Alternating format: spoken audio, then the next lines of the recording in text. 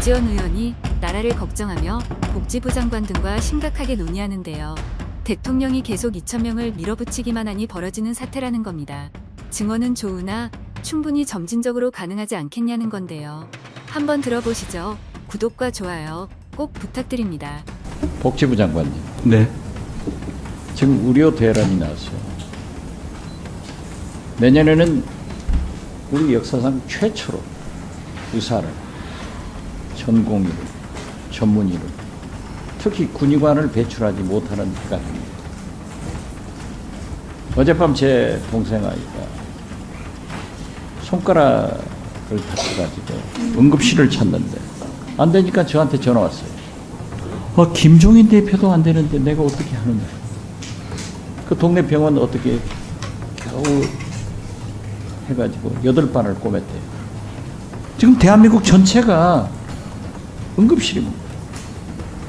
추석입니다.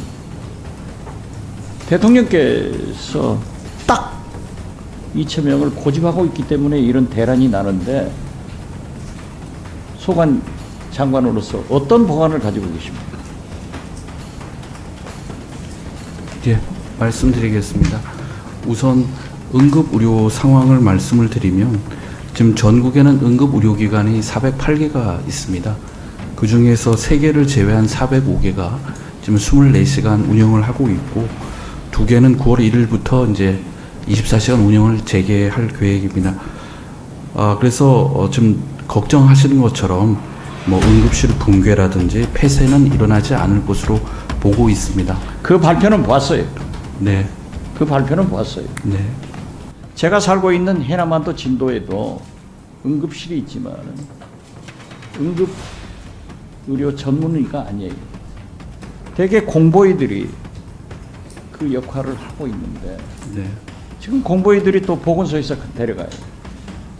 이걸 어떻게 할 거냐 이거죠. 의료 대란을 어떻게 할 거예요? 의원님, 이 응급실 문제는 응급실 문제가 아니라 네. 전체를 한번 얘기해 보세요. 예, 제가 말씀을 드리겠습니다. 해결할 방안이 있어요? 작년에도 응급실 뺑뺑이라고 언론에서 얘기하고 국회에서 고민해 주시고 걱정해 주시는 일들이 나왔었는데 그때도 그렇게 원론적 말씀을 하지 그러니까 제 마시고 얘기를 좀 끝까지 해결할 방안이 있어요? 예, 있습니다. 의료 개혁을 한 것이 바로 그걸 근본적으로 바꿀 수 있는 것입니다. 작년에도 물론 정부가 대통령실에서 부인했지만은 집권 여당인 국민의힘에서도 네. 내년 의대 정원을 연기하자. 내년 그러니까 대통령실에서 안 된다. 내년은 아니었습니다. 그 보도에 따르면 2026년 얘기였습니다. 2026년. 네. 예. 근데 2026년에 대해서는 고등교육법에 따라 교육부 장관이 2,000명이라고 시행 계획을 발표했지만 아니 그러니까 제 얘기 내년에 끝까지만 좀 의사가 예. 끝까지 들으면 시간 가요.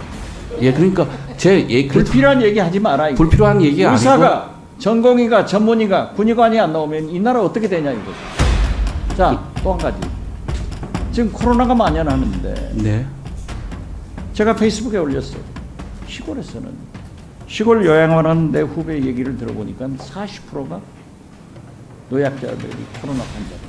병원에 가니까 안 받아줘요. 링거를 맞으려고 해도 음압병실이 없기 때문에 차에서 맞는다. 팍스로비드도 없어. 그런데 최근에 부랴부랴 하더라고요. 그런데 이 정부에서는 입만 벌리면은 문재인 정부가 잘못했다. 전 세계적으로 칭찬받은 K방역도 부인하는데 이걸 어떻게 할 거예요? 저 되고 있는 거예요? 네, 차근차근 말씀을 드리겠습니다. 처음에 제가 질문하면은 나중에 이 원장한테 해가지고 답변해 보습니다. 이 문제점을 지적하는 거예요. 그러니까 문제점이 질병관리청장님. 전혀 없다고 말씀드리는 건 아니고요. 잠깐만. 네. 코로나 대책 완전히 세우고 있는 거예요? 네, 지금 그 치료제 부족한 상황에 대해서는 해결이 되고 있습니다. 그래서 저도 보도 네. 봤어요. 네, 네. 그래서 그러면 코로나 환자가 35만까지 간다는데 여기에 대한 예방 대책은 뭡니까? 지금 코로나 환자가 35만까지 간다는 건 예측이었고요. 그거보다는 지금 상당히 꺾이고 있어서 35만까지 가지는 않습니다. 그래서 지금 저희가 정부에서 예측을 얘기한 거지 우리가 네. 얘기한 거 아니에요? 아니 그렇습니다. 그 예측이라는 건 정확하게 항상 맞는 게 아니라서요. 아니 독도 지우기 한다고 하니까 대통령 뭐라고 해요? 이재명이 헛소리 한다고 괴담한다고 우리가 35만 한 거 아니에요? 네, 맞습니다. 그거는 이제 그 상황에 따라서 이제 여러 가지 지표를 보고 저희가 예측을 한 건데 그 예측에 보다는 예, 훨씬 지금 네. 예, 네. 관리되고 있습니다. 네. 예.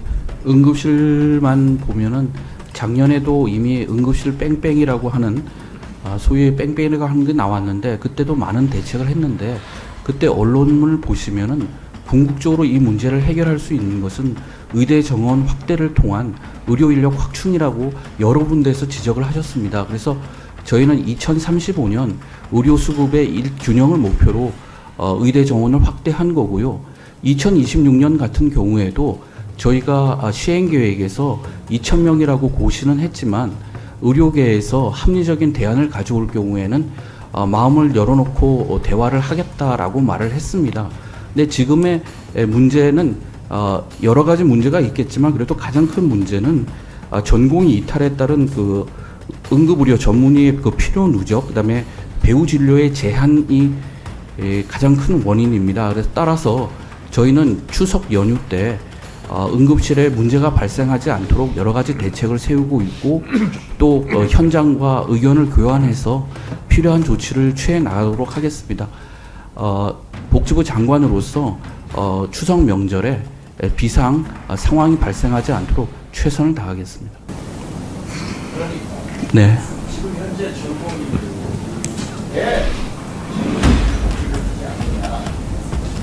앞으로 의사가 배출되려면 10년, 15년인데 그때 가면은 우리나라 인구가 적어가 의사 처우가 나빠진다. 그러니까 차라리 지금 개업을 해야 된다. 간호법이야. 그런데 개업도 못하게 보건복지부에서 규정으로 막고 있잖아요. 그렇지는 않고요. 그건 잘못된 보도고요. 저희가 그건 해명자료를 냈고요. 그러니까 2035년에 수급 추계를 저희가 했을 거 아니겠습니까? 인구가 줄어드는 의사수 감소 요인도 있지만은 고령화의 급증 추세로 인해서 입원 환자 수는 45%, 외래 환자는 13% 이상 증가한다는 추정이 있습니다. 따라서 저희는 현 활동 의사의 10%도 안 되는 10,000명을 충원하려고 하는 것입니다. 예, 대통령께서 2,000명 해라. 그럼 대통령이 우리 14세에 힘이 국가에 제가 국가대학의 수능 폐쇄가 안 됐잖아요. 교수도 부족하고 시설도 부족하면 의원님 의사 증원을 하자는 것은 반대하는 사람이 없어요. 하되 점진적으로 하자. 2,000명을 딱 정해놓고 타협해라. 죽어도 안 된다. 그러면 이게 문제야. 의원님 국장에 네, 정리해 이천- 주시죠. 네. 응급실을 못 가고 국민들이 죽어가고 있잖아요. 의원님, 그거는 과도하신 표현입니다. 국민들이 죽어간다고 하는 얘기는 그건 잘못된 그 보도고요. 그 다음에 2,000명이라고 하는 것도 제가 법에 따라 가지고 보건 그 정책심의위원회에서 결정을 해서 교육부에 통보한 사항입니다. 그걸 뭐 어느 날 갑자기 2,000명이 왜 나왔어요?